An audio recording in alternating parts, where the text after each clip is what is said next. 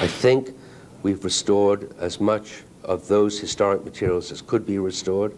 I think we have matched, I hope well, as many of the historic materials with similar materials, Botticino marble with Botticino marble, Tennessee marble with Tennessee marble.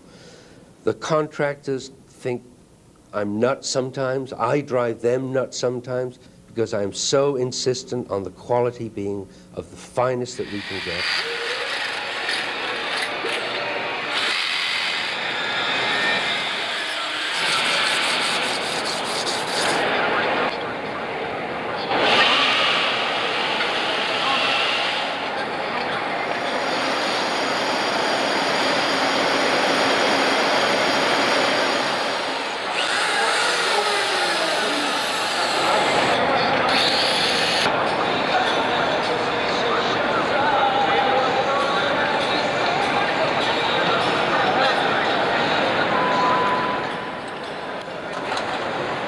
All in all, we have probably created or recreated an edifice which has very much the feeling that it had when it opened in February of 1913.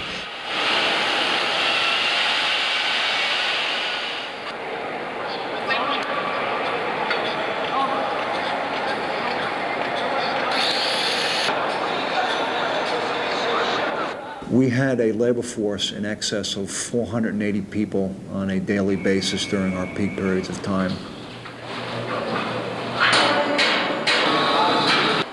Lerma Government Bovis had a staff on site in excess of 45 people.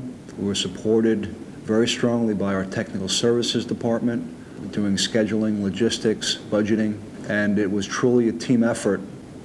And again, when you're working in a fully operational terminal, managing that many people and that many operatives is not an easy task.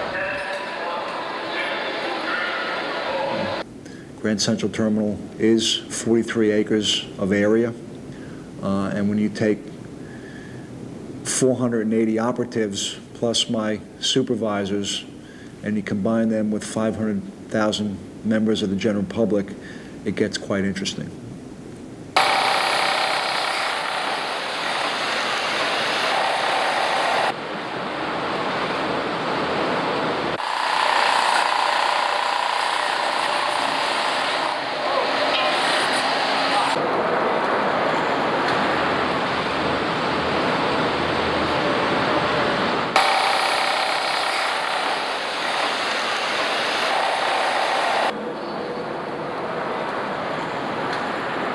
Prior to us starting the renovation in 1996, there was only one grand stair, which was on the west side, which was in the original design and obviously then built.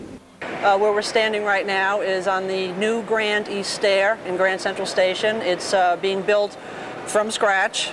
This used to be just a balcony. We started out by actually opening up the floor, creating the stair from the lower concourse up to the balcony. It imitates the stair behind me on the west side. It is a stair that was originally in the 1913 design by Warren and Wetmore but never realized, and we're putting it in as part of the 1998 restoration effort.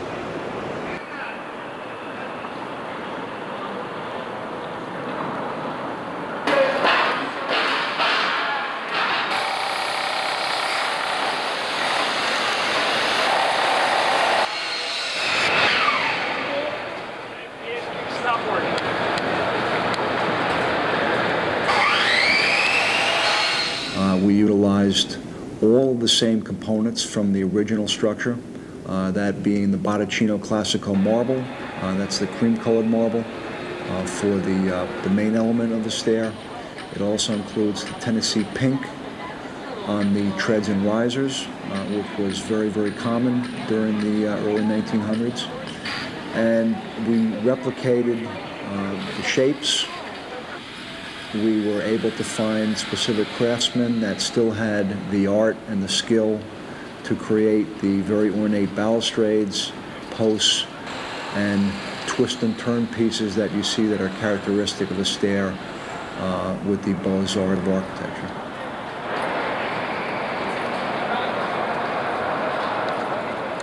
Buildings do not live in a vacuum. They live for a purpose. If the purpose dies, then most often the building dies with the purpose. So the way to find new life for old buildings is to find new uses for them. That's what we've been doing with Grand Central. It's our charge to take people who heretofore would drive into the city to leave their cars at home and want to use the transportation system because it's just fun to start their trip in New York in and out of Grand Central Terminal.